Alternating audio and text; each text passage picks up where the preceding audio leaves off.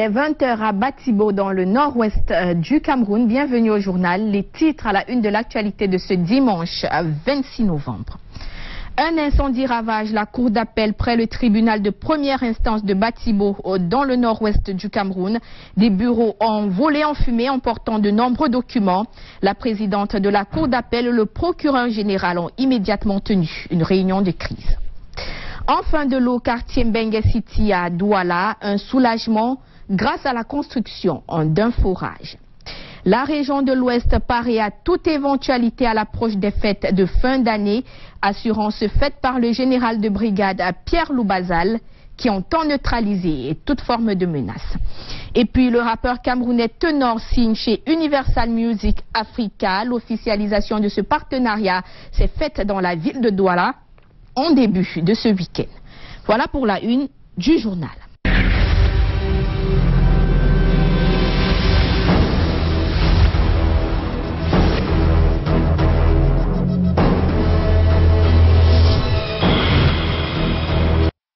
Bonsoir à toutes et à tous. Du feu à la cour d'appel près le tribunal de première instance de Batibo dans le nord-ouest du Cameroun. Un incendie déclaré la nuit dernière, des documents perdus dans les cendres et d'importants dégâts. Le récit d'Alex Lembe et Danny Collins.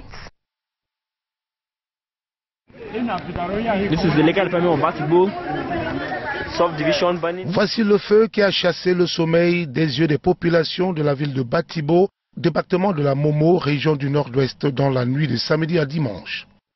Les cris de détresse des habitants avoisinant le bâtiment du parquet près du tribunal de première instance de Batibo ont mobilisé les riverains vers minuit pour combattre les flammes qui dévastaient les maisons environnantes. Simultanément, les locaux du tribunal eux-mêmes descendaient aussi en centre. Le bureau de la présidente et la greffe ont été les victimes de ces grandes flammes. C'est la quasi-totalité des dossiers chez le procureur pendant devant le tribunal ou ceux déjà traités chez la présidente du tribunal qui sont ainsi partis en fumée. La présidente de la cour d'appel, Nyaro Povi Anne, accompagnée du procureur général Nche Albert Nganje, ont effectué le déplacement de Batibo ce dimanche matin afin de constater les dégâts. Après avoir visité les deux sites, le maire Tanjo Frédéric les a amenés voir les anciens locaux de la commune où les désormais sinistrés de la justice continuent le travail. Les deux cadres régionaux ont ensuite tenu une réunion de crise avec quelques acteurs locaux, au cours de laquelle l'ouverture d'une enquête a été annoncée avec un appel spécial aux chefs traditionnels de prêter la main forte des ancêtres pour que les coupables soient dévoilés parce que la justice, qui a toujours démontré son indépendance, joue son rôle de neutralité. Précisons que le tribunal de Batibo est situé sur la route Bamenda-Widikoum-Monfé et s'occupe des arrondissements de Widikoum et de Batibo.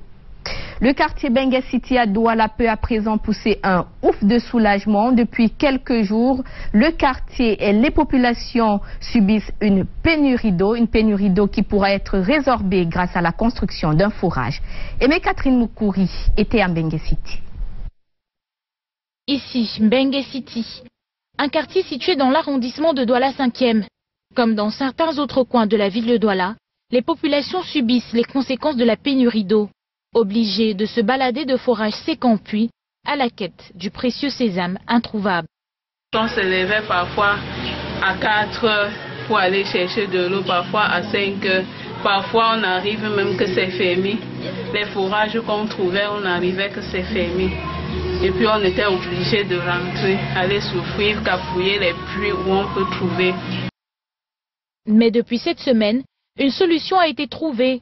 Voici que le chef du quartier a réussi à faire construire un nouveau forage pour le bien de tous, y compris le sien. Je crois que l'œuvre qu'il vient de faire touche toutes les couches de personnes habitant de notre quartier. Que ce soit moi-même le chef, j'ai resté ici parfois 7 jours sans eau. Un nouveau forage, un ouf de soulagement pour les populations. Bon, pour le problème d'eau dans le quartier, nous avons trop eu de problèmes parce que nous souffrons beaucoup avant pour l'eau. Mais pour le moment, nous savons qu'avec l'instauration du forage, nous serions réjouis de toutes les façons. Parce que le chef nous a vraiment amené de la joie au quartier et nous sommes ravis. Ouais, on partait demander de l'eau partout, de l'eau partout pour boire. Maintenant, nous sommes fiers. Et on tourne à gauche comme ça pour pousser de l'eau. Le problème d'eau potable reste épineux dans la ville de Douala. Si pour les populations de Mbengue City, les choses s'améliorent, la situation reste bien criarde ailleurs. À l'approche des fêtes de fin d'année, la gendarmerie rassure la population pour ce qui est de sa sécurité. Des travaux de la 2e région de gendarmerie tenue à Bafoussam visent à neutraliser toute forme de menace. Le général de brigade Pierre Loubazal dirigeait les travaux. Julio Trésor Tanon. Les malfrats multiplient les coups d'agression en fin d'année et mettent en mal la sécurité des populations et leurs biens. Le trafic routier est tout aussi dense en cette période en raison des fêtes de Noël et du Nouvel An. Des cas d'accidents mortels sont souvent décomptés à la désolation totale. À Bafoussam ce vendredi, les éléments de la gendarmerie nationale prennent le problème à bras le corps.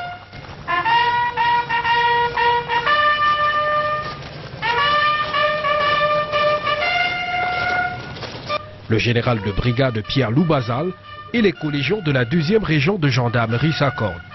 Ils viennent de la région de l'Ouest, du Nord-Ouest, du Sud-Ouest et du littoral. Généralement, c'est une période qui draine dans notre vaste zone de responsabilité beaucoup de monde et dans le même temps entraîne une intense activité socio-économique.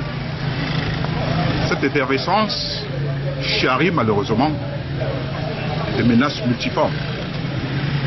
Il s'agit donc pour nous de concevoir une stratégie globale et cohérente de manière à assurer au mieux la sécurité des personnes et de leurs biens dans notre zone de responsabilité avant, pendant et après les fêtes de fin d'année 2017. Une bonne partie de la concertation n'est pas ouverte à la presse, de peur de mettre l'ennemi en alerte. Mais la lutte s'annonce rude. Aucune tolérance pour les malfrats qui vont être traqués jusqu'à leur dernier retranchement. De quoi décourager ceux qui élaborent d'ores et déjà des stratégies pour déposséder les populations de leurs biens. Et des agences de voyage qui sont le plus souvent en infraction en fin d'année à cause de la recherche effrénée du gain au détriment de la sécurité, de la vie des passagers et des usagers de la route. L'atelier interrégional de capitalisation s'est achevé à Ngaoundéré. Il était question d'évaluer pour implémenter le processus de sélection des communes éligibles au guichet de performance en 2018. 4 régions étaient conviées à cet échange d'expériences. Le compte rendu d'Eringeli. Le guichet performance en évaluation et en implémentation relativement aux activités menées cette année. C'est dans le cadre d'un atelier interrégional de capitalisation de l'édition 2017 qui vient de regrouper du 22 au 23 novembre en Ngaoundéré autour du comité national de sélection, les responsables des équipes techniques régionaux de l'Est, de l'Adamawa, du Nord et de l'extrême Nord. Partager avec les équipes techniques régionales qui sont allées dans chacune des communes de leurs régions respectives, collecter les données dans le cadre du guichet performance, voir quelles sont les difficultés qu'ils ont rencontrées, quelles sont les améliorations qu'ils proposent, comment on peut les intégrer dans la prochaines éditions en commençant par celle de 2018. Le guichet performance est un instrument nouvellement introduit par le Programme national de développement participatif pour le financement des projets, renforcer et améliorer la qualité de la gestion des finances publiques dans les communes. Aussi, une compétition visant à vulgariser la bonne gouvernance, les bonnes pratiques budgétaires et juger de l'appropriation de la démarche du programme par les communes a vu concourir ces dernières. Et les meilleures communes ont été financées à concurrence de 50 millions de francs CFA chacune. Il y avait des critères qui n'étaient pas très clairs, tout simplement. Ça n'a pas eu de conséquences particulières. Hein. Ça n'a pas eu de conséquences. Mais on aimerait quand même qu'à l'avenir, que ce soit un peu plus précis, tout simplement. Dans la région de l'extrême nord, l'opération du guichet performance s'est bien déroulée. Parce qu'au départ, on avait certaines inquiétudes là, puisque il y avait le problème de l'insécurité. Les magistrats municipaux au départ avaient été un peu réticents parce qu'ils pensaient que c'était une équipe de contrôle d'audit. Un rapport sur l'adoption de nouveaux critères pour la grille d'évaluation, l'harmonisation des formules de calcul des indicateurs d'appréciation a été dressé à l'issue de cet atelier qui aura également permis de baliser l'année 2018. Toujours en région, la ville de Foumbot pense à son devenir. L'exécutif municipal explore les pistes qui peuvent conduire au développement de la localité. Un plan communal qui montre le visage futur de Foumbot a été présenté aux autorités. Le compte rendu d'Yvonne Katinken et de Njoya Nourdine. La commune de Foumbot a élaboré un plan qui vise la lutte contre la pauvreté et le développement du département du Noun dans son ensemble. La présentation de ce plan s'est faite à la salle des actes de la mairie devant toutes les autorités administratives et traditionnelles du département du Noun. C'est pour améliorer les conditions de vie des populations, que ce soit à Mouni, que ce soit au centre-ville où on cherche à avoir une boucherie digne de ce nom, le stade est un stade digne de ce nom. Et regardez autour de vous, dans les villages en Congo-Ven, on va un peu partout. Là où la commune est en train de se mouvoir pour le bien-être de la population. Il sera donc question de viabiliser les espaces et surtout de trouver des ressources nécessaires pour satisfaire les besoins des populations. Cette rencontre a été présidée par le préfet de la localité. Une occasion pour toutes les autorités présentes d'identifier les problèmes qui freinent le développement de toutes les couches sociales. De descendre sur le terrain et réaliser ces études, ces différentes études, mettre sur pied un document qui puisse valoriser, permettre à la longue de construire, de réaliser ces projets en tenant compte de tous les aspects, que ce soit socio-environnementaux, que ce soit technique et financier. La commune de Foumbot entend mobiliser des ressources qui devront sûrement permettre de réaliser des projets qui vont améliorer les conditions de vie des habitants de Foumbot. Un constat fait dans la région ouest du Cameroun. Les facteurs humains sont les principales causes d'accidents. Pour changer les comportements, plus de 200 chauffeurs de camions se recyclent. 3 jours pour devenir un tout autre conducteur. C'est ce que nous dit Walter Bertrand. La bataille contre la sécurité routière s'intensifie à l'ouest du pays avec le lancement d'une campagne de sensibilisation à la prévention des accidents baptisée Opération Zéro Accident. À l'entente de cette campagne, le recyclage de tous les conducteurs de Général Express Voyage, une initiative qui entend agir sur le comportement de l'homme par l'information, la formation, le renforcement des capacités, la sensibilisation, le contrôle et le suivi de ces conducteurs. Ici, un accent particulier est mis sur les accidents dus aux facteurs humains qui représentent un pourcentage élevé. Aucun problème ne se pose avec leurs aptitudes parce qu'ils sont dans l'ensemble formés, qu'ils ont des permis de conduire, mais qu'il y a certainement quelque chose qui est la résultante de cet accident dans leurs attitudes, c'est-à-dire dans leur comportement. Et nous espérons que tout à l'heure les experts, qui nous semblent être de vrais professionnels, vont certainement arriver à une forte sensibilisation, n'est-ce pas, de ces comportements. Ils ont cité quelques-uns, l'état d'ivresse, les mauvais dépassements. Vous savez, comme moi ou mieux que moi, ces comportements qu'il faut effectivement revoir pour que nous évitions ce genre de catastrophe à la longue sur nos routes. Qu'on n'atteigne peut-être pas zéro accident, mais au moins que les accidents soient réduits vraiment à leur plus simple expression. 4 axes principaux des travaux: renforcement des capacités des conducteurs, amélioration de l'état mécanique des véhicules, sécurité des usagers, conduite citoyenne et patriotique. Cette formation dans le domaine de la prévention des accidents vise à obtenir un nouveau conducteur camerounais qui roule à vitesse modérée, qui n'effectue pas de dépassement dangereux, qui ne téléphone pas au volant, qui ne boit pas de l'alcool avant de prendre le volant. En somme, un citoyen qui respecte le code de la route. Le dialogue interreligieux fonde les relations entre chrétiens et musulmans dans le département du Noun. À l'occasion de l'anniversaire du sultan, une séance de prière de toutes les confessions religieuses est venue marquer la base de l'unité. Le compte rendu d'Yvonne Katinken et de Njoya Nourdine. Esplanade de la cour d'apparat du roi des Bamoun ce vendredi, chrétiens et musulmans se retrouvent unis dans la prière. Ici, on partage les mêmes valeurs, on partage les mêmes joies, on partage les mêmes peines. On est d'ailleurs Bamoun d'abord. Les confessions religieuses n'ont pas le dessus sur la fraternité. La religion est venue après. après, avant la colonisation peut-être, mais avant, je veux dire avant que les dépendants, pendant la colonisation bien entendu, mais elle est venue pour trouver un peuple qui était déjà uni. Le dialogue interreligieux, une préoccupation dans ce département. Sa Majesté Ibrahim Boumboun-Djoya, le roi des Bamoun, en a d'ailleurs fait son cheval de bataille.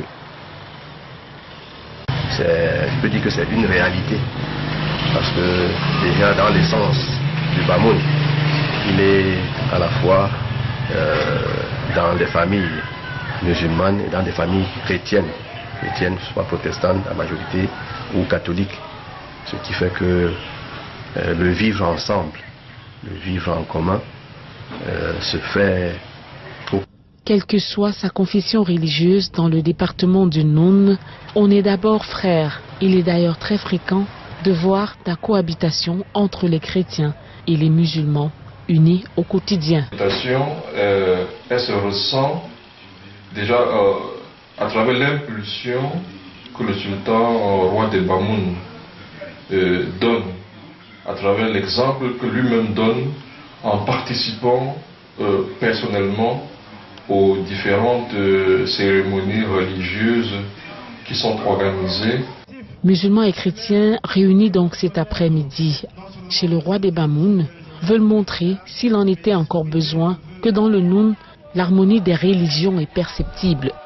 Selon les statistiques, près de 90% de familles sont composées de chrétiens et musulmans. Une homogénéité qui renforce le vivre ensemble dans le département du Noun. En culture, la musique camerounaise prend son envol. Le rappeur camerounais Tenor signe chez Universal Music Africa. L'officialisation de ce partenariat s'est faite en début de week-end à Douala. Événement vécu par Lil Piéjou et Guy Fotso. Si tu nous aimes pas, nous comme d'habitude sur les yeux, on ne pas qu'on a. Dehors, on fait monter l'adrénaline. Blagon te tchakap comme adrénaline. Moi là, tout est sombre comme jamais. Tu nous l'ambiance à la couleur de ma mélanine. C'est ce talent qui le propulse au firmament. Le rappeur camerounais rejoint officiellement la grande famille de Universal Music Africa. Tenor il a de l'avance. Il est jeune, il est mature. Et il assume totalement son côté camerounais, son identité camerounaise, et il a réussi très tôt à la faire voyager.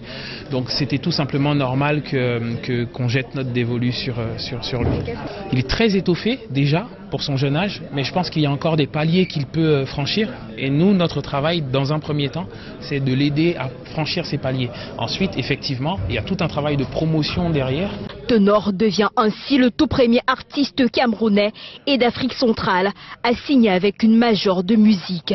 Une grande première dans l'histoire de la musique au Cameroun. Cette aventure qui commence n'est pas la mienne, mais c'est la nôtre. C'est le début de quelque chose de grand pour le Cameroun et pour moi aussi. Un rêve rendu possible grâce au soutien permanent de sa maman. Elle qui a toujours cru et soutenu son fils depuis le début de sa carrière. Ma fierté beaucoup plus parce que je vois que Tenor, comme vous l'appelez, pour moi c'est Thierry mon bébé, il a atteint ses objectifs. Je n'ai pas eu d'autres conversations avec mon fils que de la musique. L'équipe de Universal Music Africa, venue d'Abidjan, en Côte d'Ivoire, était présent ce vendredi dans la ville de Douala pour la conférence officialisant la signature de Tenor chez la grande famille Universal qui annonce déjà dans les tout prochains mois la sortie, pourquoi pas, d'un album. Merci. Et c'est la fin de ce journal. Merci de votre fidélité. Juste après Stratégie, plus tard à 22 h, retrouvez la Tribune de l'Histoire qui vous ouvre une nouvelle page de l'histoire. Bonne soirée et bon début de semaine à tous.